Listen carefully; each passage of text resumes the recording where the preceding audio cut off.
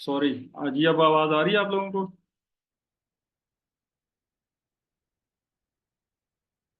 कोई एक बच्चा बता दे कि आवाज आ रही है कि नहीं आ रही। ओके ओके बच्ची, चलो ठीक है। अच्छा ठीक है। अब इसमें हम इन्फ्लेशन का देख रहे थे ना कि इन्फ्लेशन का और क्या इम्पैक्ट पड़ सकता है, कि रिसेशन का भी देख लिया हमने। और किधर इन्फ्लेशन का।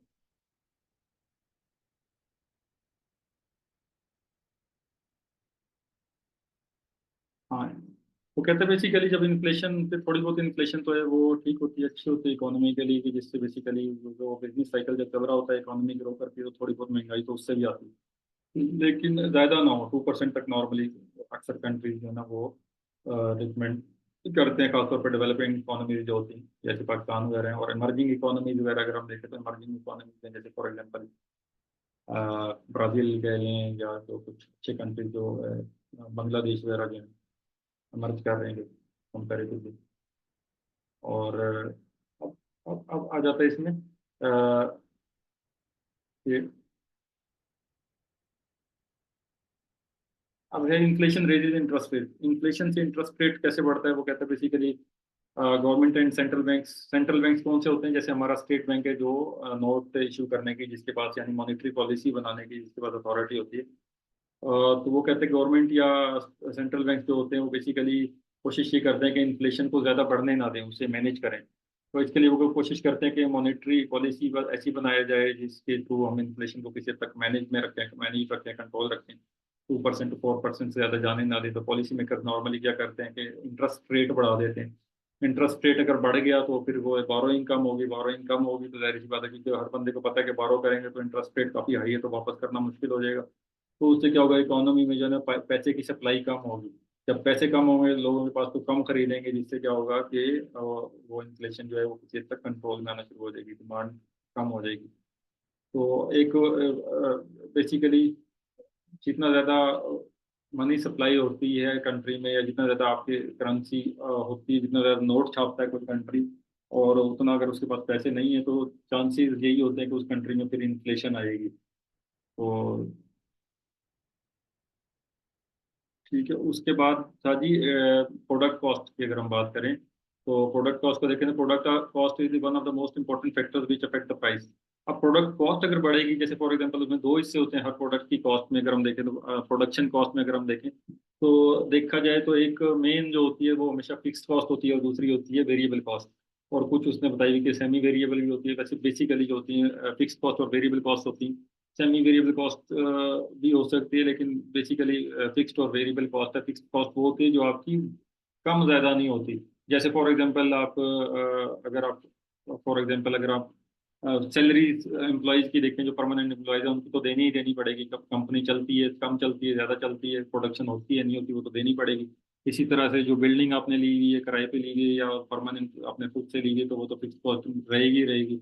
और इसी तरह से जो बिजली का एक फिक्स्ड बिल है वो सेमी वेरिएबल है। बिजली का बिल अगर हम देखें तो कुछ हिस्सा उसका फिक्स्ड है और कुछ हिस्सा उसका वेरिएबल है। अगर आप ज्यादा चलाएंगे तो बिजली का बिल ज्यादा आएगा, कम चलाएंगे तो कम आएगा, लेकिन अगर बिल्कुल भी नहीं चलाएंगे तो फिक्स हिस्सा उसका एक आएगा। वो तो आना ही आना है। तो इसी तरह से मतलब मशीनरी जो है उसका, मशीनरी जो आपने लगा ली है वहां पे, तो वो तो उसकी कॉस्ट जो है वो फिक्स ही रहेगी क्योंकि वो तो लग गई आपकी। और अगर आप प्रोडक्शन करेंगे और उसके ऊपर फॉर एग्जांपल तो उसके ऊपर जो इनपुट्स वगैरह आप लगाएंगे या मटेरियल्स वगैरह उसके ऊपर आप जो बनाने के लिए, प्रोडक्ट बनाने के लिए आप यूज करेंगे, वो ज़्यादा बनाएंगे तो ज़्यादा लगेंगे, कम बनाएंगे तो कम लगेंगे। फिर आप बिल्कुल भी नहीं बनाते तो फिर वो आपकी वेरिएबल कॉस्ट जीरो पे भी चली जाएगी। तो ये होते हैं आपके फॉर एग्जांपल रेंट सैलरी वगैरह, ये तो फिक्स कॉस्ट का हिस्सा है। वेरिएबल कॉस्ट जो होती है वो basically directly related to the level of production या प्रोडक्शन और सेल्स है। जैसे इनपुट्स हैं, अगर आप एक कंप्यूटर बनाते हैं तो उसके लिए इनपुट चाहिए। अगर आपने फॉर एग्जांपल बेकरी है तो बेकरी के लिए इनपुट चाहिए, मैदा चाहिए और आटा वगैरह चाहिए और चीनी चाहिए। तो वो इनपुट, जाहिर सी बात है कि जब आप बेकरी में सामान ज़्यादा बनाएंगे तो ज़्यादा लगेगा, कम बनाएंगे तो कम लगेंगे, इसीलिए उसको कह रहे हैं वेरिएबल कॉस्ट है वो वाली। मतलब इनपुट जो होते हैं, मटेरियल जो होते हैं, इसी तरह से वो चीज़ें बेसिकली वेरिएबल कॉस्ट का हिस्सा होते हैं। सेमी वेरिएबल कॉस्ट वो होते हैं बेसिकली जो ऐसी कॉस्ट जो which change with the level of activity but not in the direct proportion. वो मतलब लेवल ऑफ एक्टिविटी के साथ चेंज होता है लेकिन डायरेक्टली प्रोपोर्शनल नहीं होता, क्योंकि कुछ हिस्सा उसका फिक्स भी होता है। ठीक है। और फिर आगे यूटिलिटी एंड डिमांड्स को अगर हम देखें तो habitually and user demand more units of A product when it's price is low and vice versa. जब प्राइसेस लो होती हैं तो हमारे जो कंज्यूमर जो होते हैं वो उस प्रोडक्ट को ज़्यादा खरीदना शुरू कर देते हैं, और जब प्राइस ज़्यादा होती है तो यूज़र डिमांड्स लेस। कहते हैं इसी तरह वो कहते हैं कि when the demand for a product is elastic little variation in the price may result in large changes in the quantity demanded. अब इसमें प्राइस इलास्टिसिटी ऑफ डिमांड का कॉन्सेप्ट भी आ गया, नया कॉन्सेप्ट है ये, आपको शायद पहले भी बताया था कि नहीं बताया था। प्राइस इलास्टिसिटी बेसिकली क्या होती है कि कितनी आपके आपके पास उसके बारे में लचक है। जैसे for example price elasticity of demand को आप गूगल भी करके सर्च कर लीजिएगा। प्राइस इलास्टिसिटी ऑफ डिमांड ये होती है कि प्राइस के चेंज होने से कितना ज़्यादा उसकी डिमांड में फ़र्क आता है। यानी प्राइस को अगर हम कम करते हैं तो कितना ज़्यादा उसकी डिमांड बढ़ जाती है, या प्राइस को बढ़ाते हैं तो कितनी ज़्यादा उसकी डिमांड कम होती है। तो ये है प्राइस इलास्टिसिटी ऑफ डिमांड का कॉन्सेप्ट। प्राइस इलास्टिसिटी कम भी होती है, ज़्यादा भी होती है। और इसी तरह से एक होता है कि इन इलास्टिक डिमांड। अब इन इलास्टिक डिमांड कौन सी चीज़ों की होती है? इन इलास्टिक डिमांड उन चीज़ों की होती है जो आप बेसिक, ये जो फॉर एग्जांपल अब जैसे हमारी बेसिक नीड्स हैं, बेसिक जैसे आटा हमने इस्तेमाल करना है, या बिजली हमने इस्तेमाल करनी है, या कोई इस तरह की दूसरी चीज़ें जो है, जो दवाइयाँ आपने इस्तेमाल करनी है। अब दवाइयाँ वगैरह या ड्रग्स वगैरह या जो आपको मतलब लाइफ सेविंग प्रोडक्ट्स वगैरह हैं, वो आपको इस्तेमाल करनी ही करनी पड़ेगी, चाहे आप उसकी प्राइस जितनी मर्जी कर दें, वो मजबूरी है आपकी। चाहे प्राइस कम कर दें तो भी आप, अब जैसे दवाइयाँ आप ज़्यादा तो नहीं खाना शुरू कर देंगे, वो इनइलास्टिक होती है, उसकी प्राइस बढ़ने या कम होने से उसकी डिमांड पर कोई खास फर्क नहीं पड़ता। इसी तरह से जैसे आपने रोटी खानी है वो तो खानी ही खानी है, प्राइस बढ़ जाएगी तो भी खाएंगे, प्राइस कम होगी तब भी खा रहे होंगे। तो ये नहीं होगा कि प्राइस कम होने से ज़्यादा खाना शुरू कर देंगे। तो बेसिकली जो प्राइस, उसकी जो बेसिक नेसेसिटीज जो होती है हमारी, जो ज़रूरी होती है हमारे लिए, या लाइफ सेविंग ड्रग्स वगैरह या इस तरह की जो चीज़ें होती है, उसमें प्राइस इनइलास्टिक होती है। और एक और कॉन्सेप्ट मैं आपको बताना भूल गया, हाइपर इन्फ्लेशन का भी एक कॉन्सेप्ट होता है। हाइपर इन्फ्लेशन का मतलब ये होता है कि एक्सट्रीमली जब हाई प्राइसेस होती हैं, और typically accelerating rate of inflation जो होता है कि 50% पर मंथ से भी बढ़ जाता है, और इस चीज़ से लोकल करेंसी की रियल वैल्यू बिल्कुल ख़त्म हो जाती है, और लोगों को मतलब लोगों का करेंसी पे से एतबार उठ जाता है, और इवन जो है बाद का इतनी परचेजिंग पावर लो हो जाती है कि लोग उस करेंसी को एक्सेप्ट भी करना छोड़ देते हैं। तो इसको कहते हैं हाइपर इन्फ्लेशन। हाइपर इन्फ्लेशन का मतलब है कि 50% से भी ज्यादा तेजी से जब इन्फ्लेशन बढ़ती है पर मंथ, तो उससे क्या होता है कि real value of local currency खत्म हो जाती है। और इवन बाद कंट्रीज में हुई भी है, जैसे जिम्बाब्वे वगैरह में, तो मिलियंस मिलियंस ऑफ डॉलर्स में जाके जो है ना, वो एक जो है ना अंडा मिल रहा है या ब्रेड मिल रही है, इस तरह से उसकी प्राइसेस जो है वो चेंज हुई हैं। ठीक है। और ठीक है, उसके बाद और अब इसी तरह प्राइस इलास्टिसिटी ऑफ डिमांड में क्या होगा कि जिस प्रोडक्ट की डिमांड, जिस प्रोडक्ट जो जिसमें elasticity price elasticity of demand ज्यादा होगी, वहां पे यह है कि थोड़ा सा भी प्राइस में अगर डिक्रीज हुआ तो लोगों ने ज्यादा यूज करना शुरू कर देना है। और अगर थोड़ा सा उसमें इंक्रीज हुआ तो लोगों ने कम यूज करना शुरू कर देना है। तो उसको कहते हैं प्राइस इलास्टिसिटी ऑफ डिमांड, यानी इलास्टिक डिमांड है। यानी कि वो जिस तरह इलास्टिक खींचता है ना, तो उस तरह से वो अपवर्ड और डाउनवर्ड मूव करेगा। तो लेकिन कुछ चीजें होती है जिसमें मैंने आपको बताया कि वो इन इलास्टिक डिमांड होती है, जैसे लाइफ सेविंग है या बेसिक नेसेसिटीज है, वहां पे इतनी ज्यादा इलास्टिक नहीं होती डिमांड। अच्छा, उसके बाद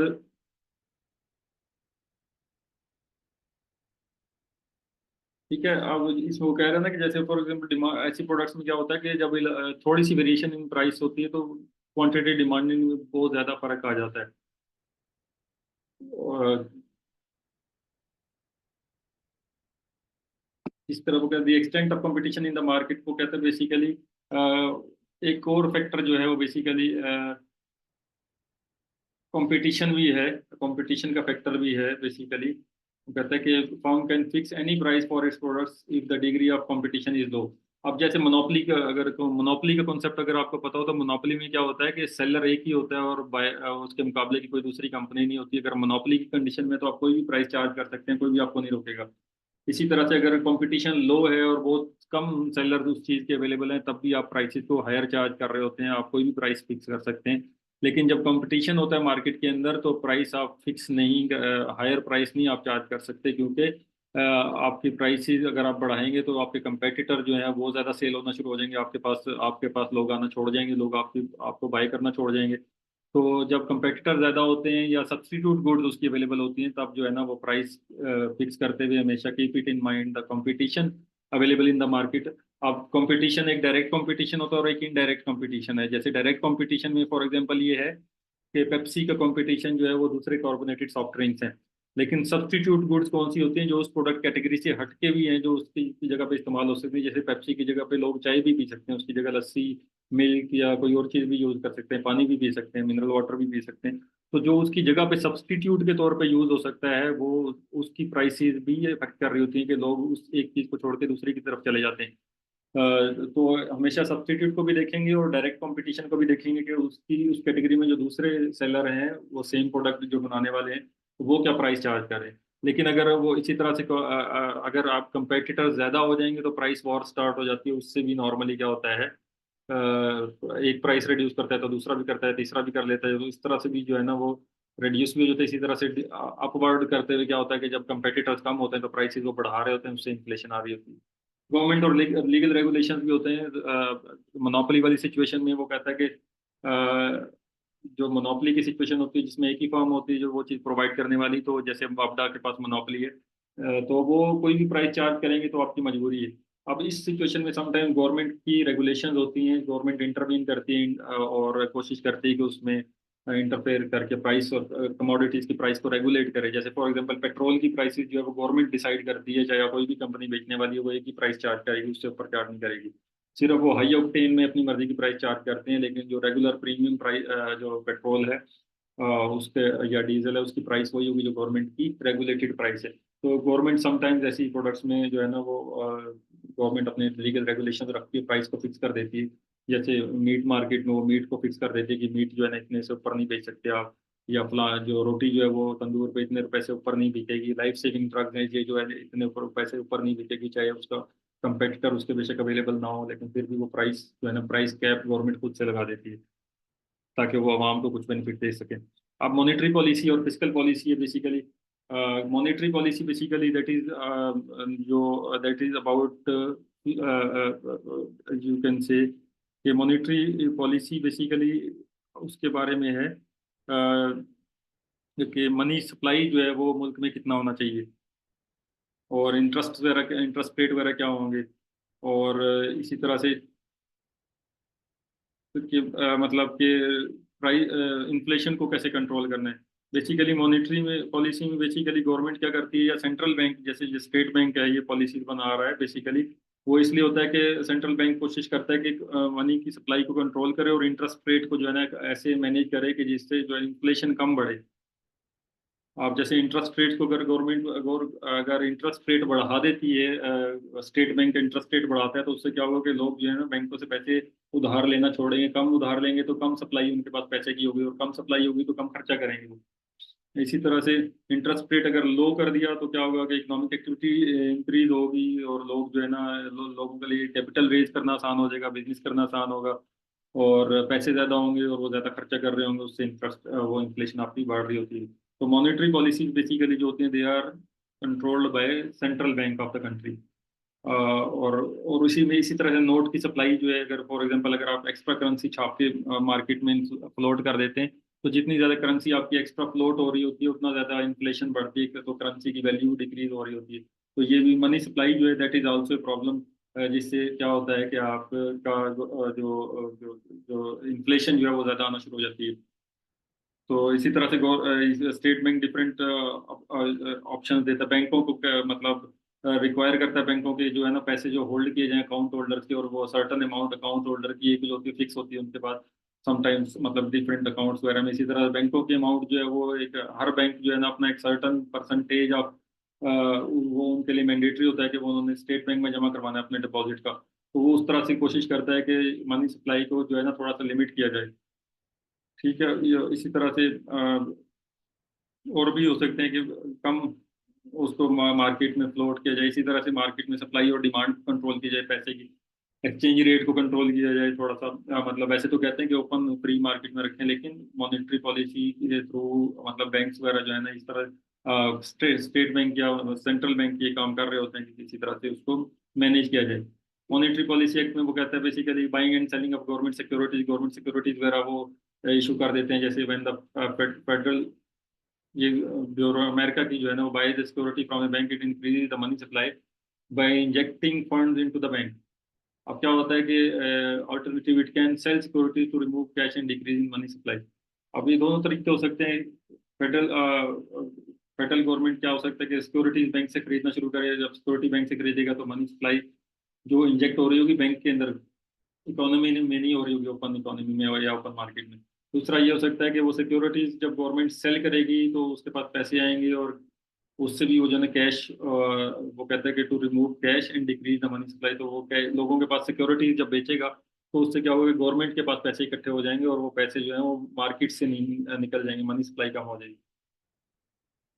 अब फिजिकल पॉलिसी में क्या होता है, फिजिकल पॉलिसी उसके उससे हटके फिजिकल पॉलिसी बेसिकली है कि हम रेवेन्यू कैसे इकट्ठा करेंगे, यानी टैक्स वगैरह और टैक्सेशन वगैरह और दूसरे सोर्सेज से हम अर्निंग कैसे करेगी गवर्नमेंट, रेवेन्यू कैसे इकट्ठा करेगी, और स्पेंडिंग कौन कौन सी जगहों पे करेगी, यानी डेवलपमेंटल एक्सपेंडिचर करेगी या नॉन डेवलपमेंटल एक्सपेंडिचर करेगी, तालीम पे, सेहत पे, रोड्स पे, रेल पे, किन किन किन मतलब फैसिलिटीज के ऊपर जो है ना वो आवाम के लिए पैसा खर्च करेगी। तो वो कहते हैं गवर्नमेंट में also enact policy that adjust spending tax rates, introduce tax incentives, और गवर्नमेंट बजट्स में वो कहते हैं बेसिकली वो चाहता है कि पैसे ऐसी जगहों पे खर्च किए जाएं जिससे मतलब रेवेन्यू भी इकट्ठा हो या आवाम की भलाई होती है। ठीक है, तो फिजिकल पॉलिसी में बेसिकली टैक्सेशन है और ट्रांसफर पेमेंट्स वगैरह हैं, और फिजिकल पॉलिसी में बेसिकली गवर्नमेंट स्पेंड करती है जो रेवेन्यू इकट्ठा होता है उसे, उससे जो है ना अपने जो डेवलपमेंटल और नॉन डेवलपमेंटल एक्सपेंडिचर्स पूरे कर रही होती है। तो इसमें इसके अलावा क्या है बेसिकली, इसका बेसिकली एम क्या होता है, टू प्रमोट इकोनॉमिक प्रोस्पेरिटी और कूल और एन ओवर हीटेड इकोनॉमी।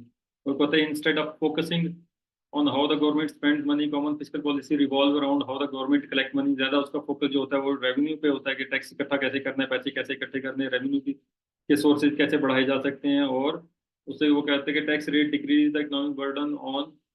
वो कहता है कि जब टैक्स इंसेंटिव दिए जाते हैं या टैक्स क्रेडिट्स दिए जाते हैं या रिबेट्स दिए जाते हैं या टैक्स को लो किया जाता है तो उससे सिटीजन के ऊपर जो है ना टैक्स बर्डन कम होता है और इकोनॉमिक ग्रोथ होती है। और अदर वे राउंड जब टैक्स बढ़ाए जाते हैं तो और लोगों के ऊपर टैक्स का बर्डन बढ़ता है तो उससे क्या होता है, इकोनॉमिक ग्रोथ स्लो होती है क्योंकि लोगों के पास इनकम्स कम होना शुरू हो जाती है क्योंकि वो टैक्सेस में पे कर रहे हैं ज्यादा। वो कहते हैं striking down favourable tax laws और increasing tax slows economic activity. अब अगर वो फेवरेबल टैक्स लॉ जो है आवाम के हक में जो अच्छे होते हैं या टैक्स बढ़ाने से ओवरऑल क्या होता है, इकोनॉमिक एक्टिविटी डिक्रीज होना शुरू हो जाती है। फिर आ जाता है आपका एक्सचेंज रेट वगैरह। एक्सचेंज रेट बेसिकली क्या होता है कि एक्सचेंज रेट बेसिकली क्या है कि आप एक कंट्री की currency in terms of another countries currency, how much it get. जैसे फॉर एग्जांपल 275 रुपए का $1 है तो ये बेसिकली एक्सचेंज रेट है पाक रुपी टू द यूएस डॉलर। ठीक है, तो इसमें बेसिकली वो कहता है कि बहुत सारे इकोनॉमिक फैक्टर्स हैं जो अनएम्प्लॉयमेंट और एक्सचेंज रेट और इन्फ्लेशन और वेजेस और सप्लाई एंड डिमांड को अफेक्ट करते हैं। और उसका वो कहता है how business make profit and increase their efficiency. अब इसमें जैसे फॉर एग्जांपल एक्सचेंज रेट कौन से इकोनॉमिक फैक्टर हैं जो बिजनेस को अफेक्ट करें, जैसे एक्सचेंज रेट है, जैसे for example a change in exchange rate usually affects the price of imported and domestic goods that rely on imported materials and parts। अब क्या होता है कि जब एक्सचेंज रेट बढ़ता है या कम होता है तो आपने अक्सर सुना होगा गाड़ियों वाले कहते हैं कि हमने प्राइस बढ़ा दी क्योंकि डॉलर का रेट बढ़ गया है, क्योंकि हमने पेमेंट डॉलर में करनी है और हमारे जो इनपुट्स हैं जो जो हमने यूनिट से संबल करने हैं वो इनपुट सारे बाहर से आने हैं। जब वो बाहर से आते हैं तो हमारी कॉस्ट बढ़ जाती है, उससे क्या होगा कि हमारी जो प्रोडक्ट की प्राइस बढ़ेगी। अब एक्सचेंज रेट बढ़ने से क्या होगा, समटाइम्स आपको एक्सचेंज रेट बढ़ने से आपकी प्राइसेस बढ़ गई उन चीज़ों की जिनके ऊपर इंपोर्टेड इनपुट्स लगने थे। और इसी तरह से फ्लक्चुएटिंग एक्सचेंज रेट्स क्या होता है कि that can influence how much business page it's international suppliers. Exchange rate से बेसिकली बिजनेस के ऊपर बिजनेस के लिए एक बहुत बड़ा प्रेशर ये आ जाता है कि बैठे उठाए उसकी जो है ना अपने इंटरनेशनल सप्लायर्स को जो उसने या इनपुट्स की कॉस्ट उसकी इंक्रीज हो जाती है, और उसकी बैठे बिठाए जो पेमेंट्स जो उसने फॉर एग्जांपल $2 लाख करनी थी वो बैठे बिठाए उसकी वो ज्यादा पे चली जाएगी, मतलब रुपी में कन्वर्ट करेंगे तो वो ज्यादा हो जाएगी। बेशक वो ओवरऑल लाख या $2 लाख ही थी, लेकिन जब वो रुपी में कन्वर्ट करेंगे रुपी की वैल्यू गिरने से या एक्सचेंज रेट कम होने से क्या होगा कि वो उसकी पेमेंट जो उसने पहले कम करने थे वो ज्यादा होगी। इसी तरह से बैठे बैठे हमारे मुल्क के कर्जे, जैसे हम कहते हैं कि ना बैठे बैठाए हमारा कर्जा बढ़ गया, वो इस वजह से होता है कि रुपी की वैल्यू डॉलर के मुकाबले में गिर रही होती है। इसी तरह the prices individual pay for foreign goods typically increases when country has a weak domestic currency. जैसे पाकिस्तान की एग्जांपल है कि प्राइसेस जब आप फॉरेन करेंसी में जब आप पे करते हैं और आपकी करेंसी उसके मुकाबले में वीक होती है तो डोमेस्टिक करेंसी, तो इससे उससे क्या होता है कि प्राइस जो है वो इंडिविजुअल्स के लिए वो बढ़ गई होती है एक तरह से। बेसिकली वो डॉलर में बेशक सेम हो लेकिन प्राइस रुपये में देखें तो हमारी बढ़ गई। जो पहले जो फॉर एग्जांपल 275 के डॉलर के हिसाब से खरीदी थी वो प्राइस हमें और थी, लेकिन अगर वही प्राइस अगर 310 रुपये डॉलर के हिसाब से खरीदेंगे तो डॉलर उतना ही है लेकिन रुपये में हमें जो है ना वो नुकसान हो रहा है, हमें ज्यादा पैसे पे करने पड़ रहे हैं। वो कहता है this economic factor also affect the investment performance inflation and interest rates and that may extend the job market and may extend to the job market. With a high exchange rate, the unemployment rate in the country may decline. Exchange rate अगर अच्छा है तो फिर आपका unemployment कम होगा and increase in the price of imports may make businesses focus on producing goods domestically which can increase workforce demand and positively affect employment. लेकिन other way round ये भी हो सकता है कि जैसे फॉर एग्जांपल अगर आपका एक्सचेंज रेट लो है तो उससे समटाइम्स आप इंपोर्ट्स जो है वो डिस्करेज होती हैं, और इंपोर्ट डिस्करेज होने की बजाय आप की वजह से आप लोकल प्रोड्यूस करना शुरू कर देते हैं, लोकल चीज़ें बनाना शुरू करते हैं। उससे आपकी डोमेस्टिक इंडस्ट्री ग्रो करती है और डोमेस्टिक इंडस्ट्री ग्रो करने से क्या होगा कि आपको ज़्यादा वर्कर्स की जरूरत पड़ेगी, वर्कर डिमांड बढ़ेगी, ओवरऑल एम्प्लॉयमेंट रेट बढ़ेगा। और एम्प्लॉयमेंट रेट बढ़ेगा तो जो लोग काम करेंगे उनकी इनकम बढ़ेगी, और उनकी इनकम बढ़ेगी तो उनके पास स्पेंडिंग करने के लिए पैसे ज़्यादा होंगे। तो वो उस सेंस में कहते हैं कि that is better in the long term. आप वो कहते हैं वेजेस में अगर हम देखें तो wages are economic factor that impacts business performance and increase in employee wages can improve individual purchasing power and increase consumer spending. When this occurs, customer demand can exceed supply, causing manufacturers to increase the price of goods and services. अब क्या होता है कि जब आपकी wages बढ़ती हैं, employees को जब आपको ज़्यादा पैसे देने पड़ते हैं, लेबर को ज़्यादा पैसे देने पड़ते हैं, तो वो ज़्यादा पैसे देने की वजह से क्या होता है कि एम्प्लॉयज की वेजेस बढ़ती हैं और उसकी परचेजिंग पावर और उसके लिविंग स्टैंडर्ड्स इंप्रूव होते हैं और उसके पास ज़्यादा पैसे होते हैं स्पेंड करने के लिए मार्केट में। और इसी तरह से जब कस्टमर इस वो मार्केट में ज़्यादा डिमांड करता है प्रोडक्ट्स वगैरह की, जब उसके पास इनकम ज़्यादा है, जब वो ज़्यादा डिमांड करेगा तो सप्लाई से अगर डिमांड बढ़ गई तो क्या होगा कि मैन्युफैक्चरर वो क्या causing manufacturer to increase the price of the goods and services. Manufacturer के लिए क्या होगा, मैन्युफैक्चरर अब प्राइसेस बढ़ा देंगे क्योंकि सप्लाई कम है डिमांड ज़्यादा है, और इससे भी इन्फ्लेशन आ रही होती है। इसी तरह this can lead to inflation as consumers may spend more money because they expect ever increasing prices of the good. A decrease in wages can lower overall spending which can cause deflation। जब आपकी salaries या wages कम होती हैं उससे क्या होता है कि आप कम स्पेंड करते हैं, और कम स्पेंड करने की वजह से क्या होता है कि प्राइसेस जो है ना ओवरऑल डिमांड कम होती है, सप्लाई ज्यादा हो जाती है और प्राइस डाउन आना शुरू हो जाती है, और उसको हम कहते हैं deflation. Individuals may choose to save money as they expect the price of the goods and services to go down over time. और जब डिफ्लेशन आ रही होती है या डाउन आ रहा होता है तो लोग जो है ना स्पेंडिंग करने की वजह से रोक लेते हैं कि प्राइसेस और ज्यादा डाउन जाएंगी और ज्यादा गिरेंगी तो हम जब खरीद लेंगे चीजें।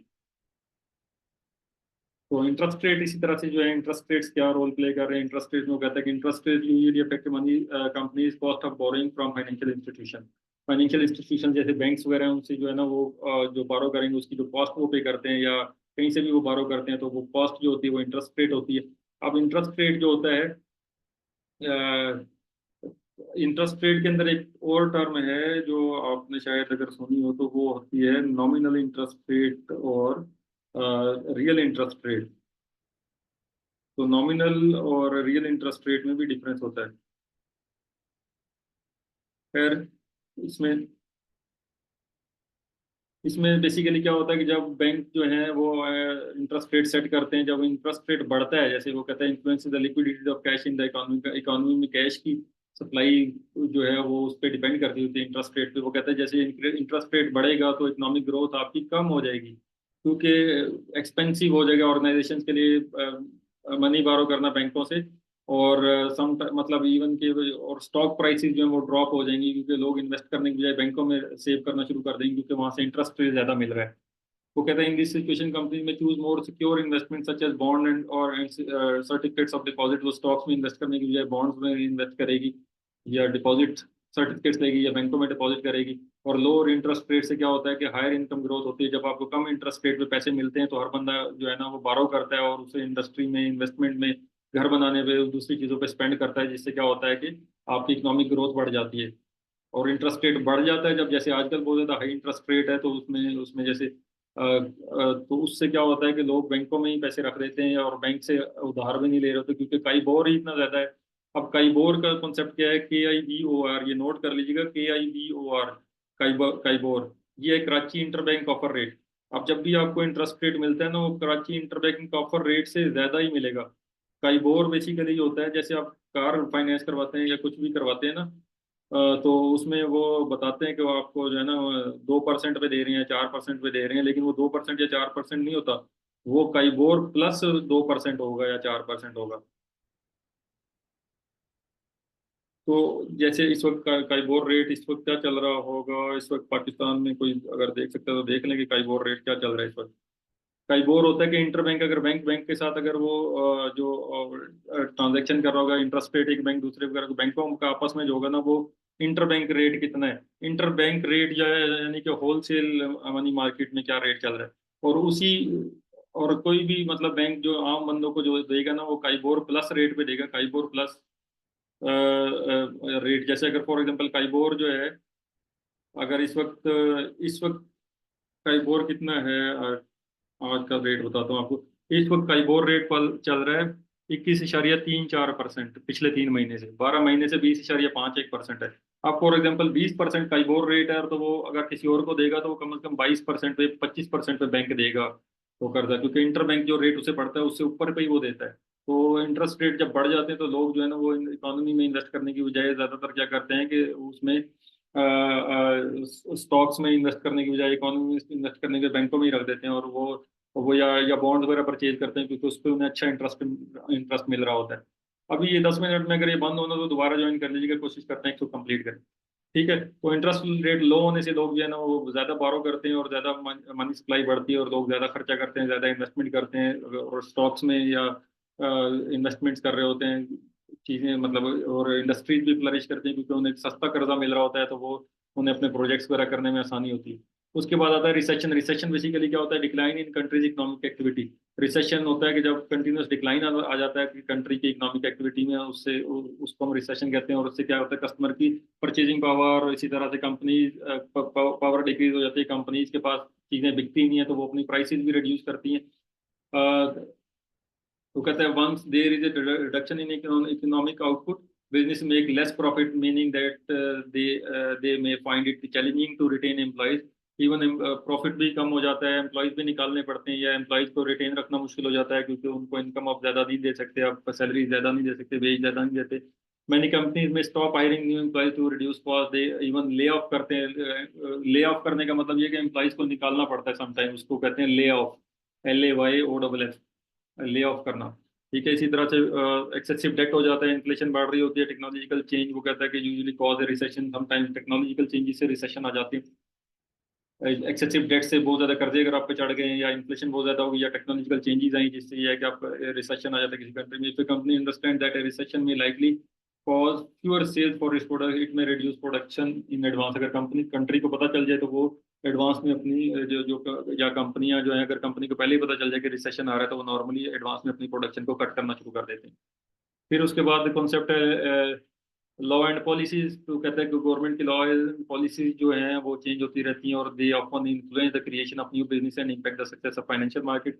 गवर्नमेंट की पॉलिसी से नई नए बिजनेस जनरेट होते हैं, और कुछ जो ऑलरेडी एस्टेब्लिश बिजनेस होते हैं उनको उनके ऊपर प्रॉब्लम भी आ रहे होते हैं। तो डिपेंड करता है, अगर वो गवर्नमेंट की पॉलिसी पे डिपेंड करता है। लेट्स सपोज कि अगर गवर्नमेंट पॉलिसी बनाती है कि जी आप लेदर प्रोडक्ट्स वगैरह को जो है ना एक्सपोर्ट नहीं कर सकते या इंपोर्ट नहीं कर सकते, तो आप वो इस बिजनेस वाले बहुत ज्यादा हर्ट होना शुरू हो जाएंगे। फॉर एग्जांपल अगर गवर्नमेंट पॉलिसी बनाती है कि जो जापानीज कार्स या बाहर की जो इंपोर्टेड कार्स हैं उनके ऊपर अगर हम टैक्स लगा देते हैं, अगर वो और ज्यादा टैक्स लगाएंगे, तो क्या होगा कि जो बिजनेस जो कार इंपोर्ट का जो बिजनेस कर रहे हैं, तो उनके बिजनेस जो है उससे अफेक्ट होना शुरू हो जाएंगे। लेकिन इसी गवर्नमेंट की पॉलिसी की वजह से जो लोकल प्रोड्यूसर हैं उन्हें फायदा होना शुरू हो जाएगा।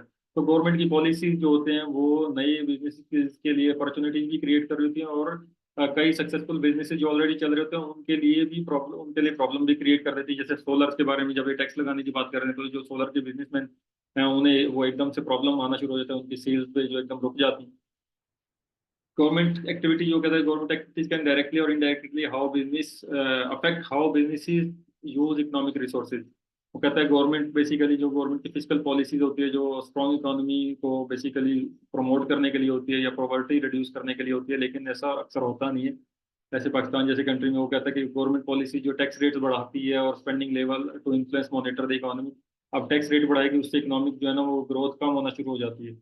वो कहता है N increase in government spending and directly impact economic growth because it usually increase job. Government अगर डेवलपमेंटल प्रोजेक्ट्स के ऊपर अगर काम करेगी, इंफ्रास्ट्रक्चर पे काम करेगी, और स्कूल्स, इंडस्ट्री और कॉमर्स पे, ट्रेड पे अगर उन्हें फैसिलिटीज देना शुरू कर दे, अगर उसके ऊपर स्पेंड करना शुरू करेगी, उससे क्या होता है कि ओवरऑल इकोनॉमी में पैसा फ्लोट करना शुरू होता है, बिजनेसेस ग्रो करते हैं, प्रमोट होते हैं, और उससे क्या होता है नॉर्मली आपका जो इकोनॉमिक ग्रोथ बढ़ना शुरू हो जाती है। When the government also promote sectors such as health care and technology, it usually encourage these sectors to support the economic growth. Government sometimes businesses को सब्सिडीज भी देती है। सब्सिडी का मतलब ये है कि टैक्स की छूट दे दी, या कुछ बेनिफिट्स, कैश बेनिफिट्स वगैरह देने शुरू कर दिए, तो उससे क्या होता है कि वो गवर्नमेंट चाह रही होती है कि बिजनेसेस फ्लरिश करें, तो वो भी फिजिकल पॉलिसी में ही आता है। इसी तरह टैक्स रेट जो होते हैं वो बेसिकली किसी भी इकोनॉमी का एक मेजर पार्ट होते हैं, और उससे प्राइसेस आपके जो है ना प्राइसेस और सेल्स अफेक्ट होती हैं। अगर फॉर एग्जांपल टैक्स रेट बढ़ा देते हैं तो आपकी जनरल से जीएसटी लगा होता है हर प्रोडक्ट के ऊपर, तो जीएसटी जनरल सेल्स टैक्स है, अगर वो बढ़ेगा तो आपकी प्रोडक्ट की प्राइस बढ़ जाएगी क्योंकि गवर्नमेंट को ज्यादा जाएगा उसमें से, और लेकिन कस्टमर को वो पे करना पड़ रहा था, तो कंज्यूमर की डिमांड उससे कम हो सकती है। Higher tax rate can slow down the economic growth because the companies have less money to invest and expand their business. उनकी जो है ना टैक्सेशन वो पे कर करके जो है ना उनके पास पैसे इतने नहीं बच रहे होते कि वो ज्यादा बिजनेस में स्पेंड करें। वो कहते हैं लोअर टैक्स रेट का फायदा क्या होता है, इकोनॉमिक ग्रोथ बढ़ती है क्योंकि बिजनेस के पास ज्यादा पैसे बचते हैं पीछे टैक्स पे करने, थोड़ा सा टैक्स होता है वो पे करने के बाद ज्यादा पैसे बचते हैं और वो उसे री इन्वेस्ट करते हैं और ज्यादा प्रोडक्ट्स वगैरह बनाते हैं, ज्यादा चीजों के ऊपर ज्यादा बिजनेस में इन्वेस्ट करते हैं, और उससे उसे फायदा होता है। Companies often monitor this economic factor to anticipate and adjust to economic changes. तो टैक्स एक इंपॉर्टेंट फैक्टर है, कंपनीज हमेशा इसको वॉच आउट करती रहती है। ठीक है। उसके बाद एक जो है ये अनएम्प्लॉयमेंट। अनएम्प्लॉयमेंट बेसिकली क्या है कि अगर लोगों के पास रोजगार नहीं है, जब लोगों के पास अनएम्प्लॉयमेंट बढ़ेगी किसी भी कंट्री में, तो वो उनके पास पैसे खर्च करने के लिए कम से कम होंगे क्योंकि उनके पास इनकम नहीं है। और अनएम्प्लॉयमेंट से क्या होता है कि फैमिलीज की डिस्पोजेबल इनकम कौन सी होती है, जो वो खर्च कर सकते होते हैं। जैसे फॉर एग्जांपल आप कह लें कि जो टैक्स वगैरह पे करने के बाद जो उनके पास जो इनकम बची है वो डिस्पोजेबल इनकम है, जिसको वो कहीं पे खर्च कर सकता है, बिजली के बिल भरने में, खाना खाने में, घर का किराया देने में, दूसरी चीजों में, कपड़े खरीदने में। तो डिस्पोजेबल इनकम जो होती है वो अगर अनएम्प्लॉयमेंट बढ़ जाएगी तो जो हमारे फैमिलीज की डिस्पोजेबल इनकम जो है वो कम हो जाएगी, जिससे उसकी परचेजिंग पावर कम हो जाएगी। और परचेजिंग पावर कम होगी तो वो खर्चा नहीं करेगा, चीजें ज्यादा नहीं खरीदेगा। जब चीजें ज्यादा नहीं खरीदेगा तो कंपनियों की चीजें कम सेल होंगी और बिजनेसेस को भी लॉस होना शुरू हो जाएगा। उससे क्या होगा कि हाई अनएम्प्लॉयमेंट रेट से जो है ना ओवरऑल इकोनॉमिक स्लो डाउन होना शुरू होता है, ग्रोथ नहीं हो रही होती। जब लो अनएम्प्लॉयमेंट रेट होता है, यानी लोगों के पास नौकरियां होती हैं, पैसे होते हैं, सैलरीज होती हैं, वेजेस होती हैं, उससे क्या होता है कि बिजनेस डिमांड बढ़ती है, बिजनेस की प्रोडक्ट्स जो है उनके पास खरीदने के लिए पैसे होते हैं, वो ज्यादा स्पेंड करते हैं मार्केट में। और ज्यादा स्पेंड करते हैं तो उसके बाद बिजनेसेस के लिए भी अपॉर्चुनिटी होती है कि उस पैसे उसमें जो है ना उनकी चीजें ज्यादा सेल होती हैं और वो ज्यादा ग्रोथ मिल रही होती है उन्हें। उसके बाद है demand and supply. Demand and supply आपने इकोनॉमिक्स में पढ़ा ही होगा कि डिमांड एंड सप्लाई जो होती है बेसिकली वो प्राइस को किसी भी इकोनॉमी में अफेक्ट कर रही होती है। डिमांड अगर आपकी किसी भी प्रोडक्ट की ज्यादा है और सप्लाई कम है तो ऑटोमेटिकली उसकी प्राइस ऊपर चली जाएगी। तो बेसिकली डिमांड का मतलब क्या होता है, number of goods and services customers want to buy while the supply is the total amount of goods and services available to the customer. When there is an increase in demand for goods and services prices may increase. और जिसका prices जब demand ज्यादा होगी और उसकी supply कम है तो prices increase होंगे और इन्फ्लेशन आ जाएगा। इसी तरह से क्या होता है, customer can spend more money to purchase goods encouraging businesses to expand to meet the increase demand. अब क्या होता है, जब डिमांड ज्यादा होती है तो बिजनेसेस के पास अपॉर्चुनिटी होती है कि ज्यादा प्रोड्यूस करें, क्योंकि अब कस्टमर की डिमांड ज्यादा हो रही है तो वो और ज्यादा प्रोड्यूस करना शुरू कर देते हैं, तो बिजनेसेस एक्सपेंड होते हैं, इकोनॉमी ग्रो करती है। और उसका जो है ना तो समटाइम्स जो उसके थोड़ी बहुत इन्फ्लेशन भी उसके साथ आ रही होती है।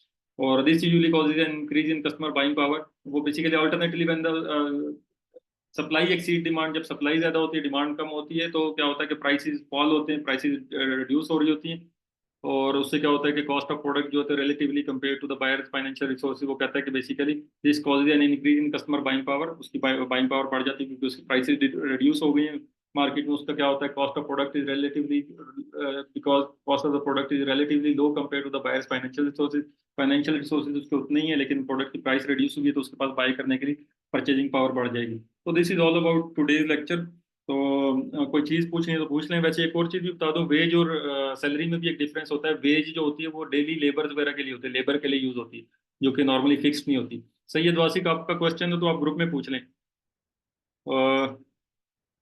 अच्छा, ये कोई इरफान कौन है, ये इरफान इरफान जफर ये कह रहे हैं कि मतलब रिकॉर्डिंग मिल जाएगी। मैं कोशिश करूंगा कि किसी यूट्यूब चैनल पे डाल दूं, क्योंकि मेरे पास इसकी रिकॉर्डिंग सेंड करने के लिए इतनी बड़ी कोई ऑप्शन नहीं है। मैं कोई यूट्यूब चैनल में डाल के ना आपको उसे बता दूंगा, इधर आप उसको अगर देखना चाहें तो देख लें। और आपने असाइनमेंट आज जमा करवानी थी, वो मुझे जमा करवा दें। वेज और सैलरी में डिफरेंस क्या है ये भी आप नोट कर लें। वेज जो होती है वो लेबर के लिए होती है, और वो नॉर्मली डेली बेसिस पे हो रही होती है। और सैलरी जो होती है वो फिक्स्ड होती है, और वो हायर एम्प्लॉयज के लिए होती है, जो मतलब फिक्स्ड परमानेंट एम्प्लॉयज वगैरह हैं, जो उन्हें सैलरी मिलती है, जो मंथली बेसिस पे आती है। अच्छा, अगर आपको कोई और क्वेश्चन पूछना है तो पूछ लें, लास्ट मिनट है, और after that we will be closing down. और आप अपनी असाइनमेंट्स मुझे जमा करवा दें सभी, और मैं कोशिश करूंगा कि इसकी मेल कर दें मुझे, और ग्रुप के नाम रोल नंबर वगैरह सारे सेंड कर दीजिए। क्लास का भी मेंशन कर दीजिएगा, ग्रुप मतलब M1 M2 है वो भी मेंशन कर दीजिएगा, मैं देख लूंगा। और जो वीडियोस हैं वो आपने ज़रूर देखनी है, that is also part of your course. उसमें से क्वेश्चन भी हो सकते हैं, और बड़ा क्रिटिकली देखना है, उसके ऊपर नोट डाउन करें, उसमें देखें क्या कुछ बिजनेस के बारे में उन्होंने बताया हुआ है। आपने काफ़ी सारी चीज़ें बिजनेस की पढ़ ली हैं, तो you must be understanding those videos, video lecture, they are must part of your syllabus. ठीक है। और फाइनल सिलेबस का मैं देख के आपको बता दूंगा। स्लाइड्स आप कह रहे हैं, स्लाइड्स, अच्छा ठीक है, मैं स्लाइड्स कोशिश